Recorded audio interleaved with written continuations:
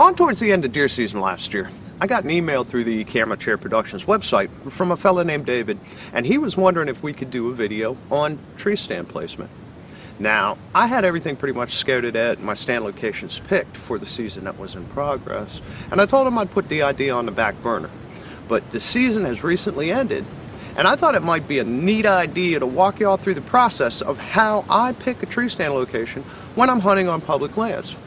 So I got on the internet, picked a piece of public land that I have never hunted before, and I'm getting out here and I'm going to start with some post-season scouting. A map of your hunting area is a good place to start, but it is not a substitute for boots on the ground scouting. So once I've chosen an area to hunt, I'll head out there and take a look at it. Now I'm going to get started by establishing the boundaries, and I'm not only looking for areas that it's legal for me to hunt, but I'm also taking a look at what lies beyond the hunting area on the adjacent posted properties.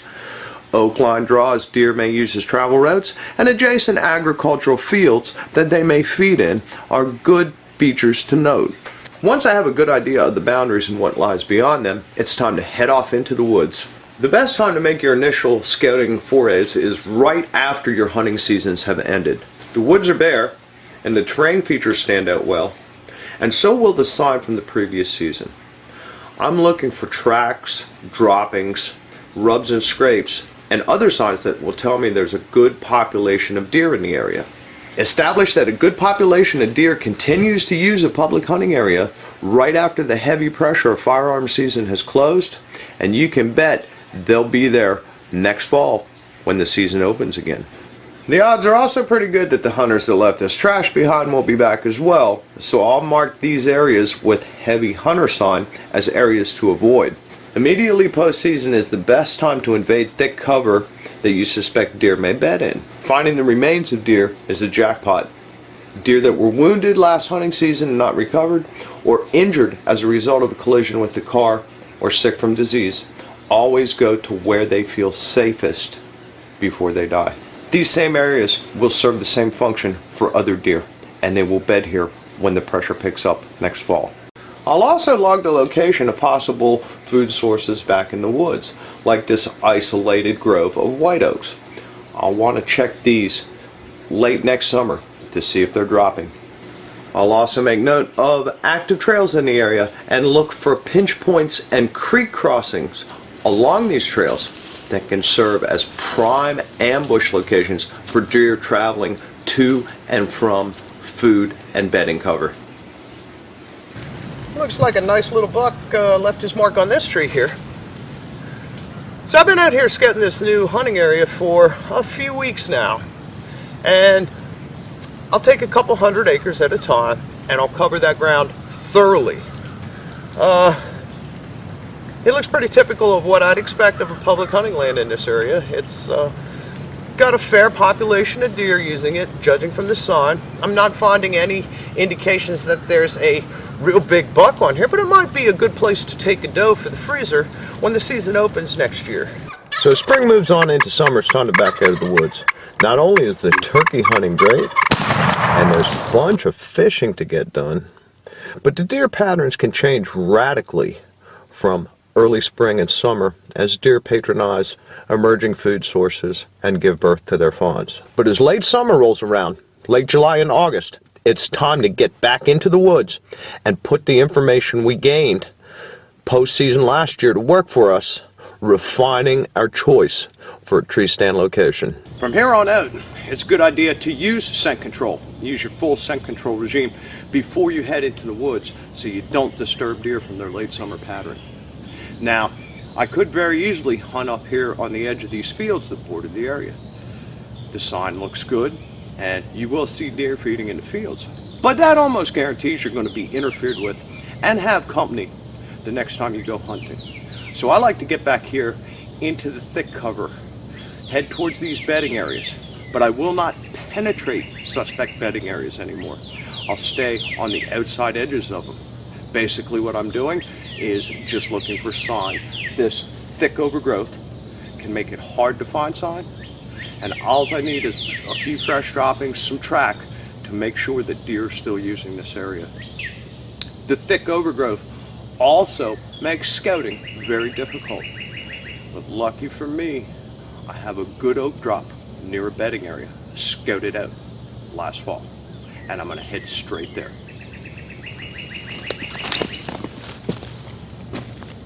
Once I've relocated the oak flat that I scouted last winter, it's a fairly simple matter to locate a tree within a reasonable range of where I think the oaks will be dropping their acorns this coming fall. And for me, that's 20 to 25 yards. Now, this particular oak flat is located about 150 yards from the agricultural fields where I think the deer are feeding. Over to the east, 80 or 90 yards from the bedding areas here on the west. Now, it's going to be important to get the wind right.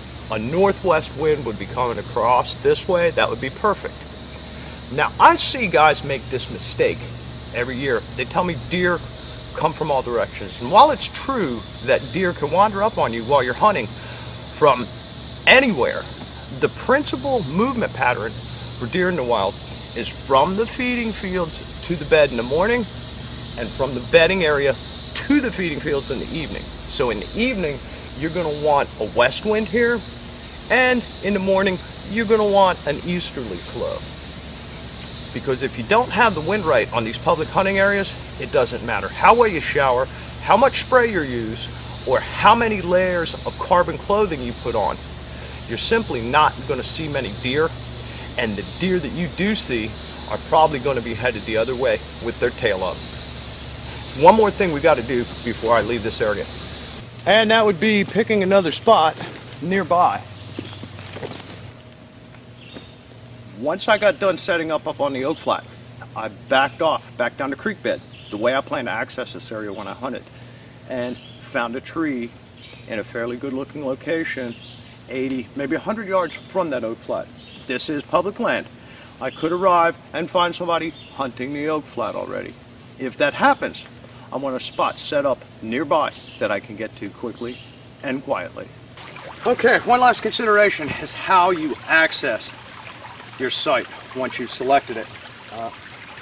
I mentioned I was traveling up and down this creek bed. There's a reason for that. If I travel the surrounding ridge tops, the sound of my passing will carry and alert the surrounding woodlands to my presence. Coming up and down this creek, the sound of the flowing water will help cover that. And also the cool air down here will keep my scent down in low to the ground. And that's the other thing you got to keep in mind. Always approach your stand from downwind and from downwind of where you think deer are going to be, even if that takes you a half hour, 45 minutes out of your way. The last thing you want to do before you leave your chosen area is to pick a spot similar to the other one you've chosen that will work on the opposing wind. And that's exactly where I found myself the first morning I had an opportunity to hunt.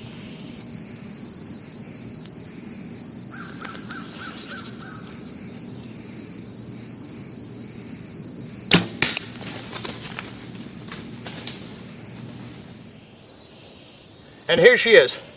It's first hunt of the year. First time in a tree stand on this area. I've never hunted here before in my life. Just goes to prove that if you're willing to spend the time, do the homework, scout the area well, even public lands can pay big dividends. Now, it was a great hunt.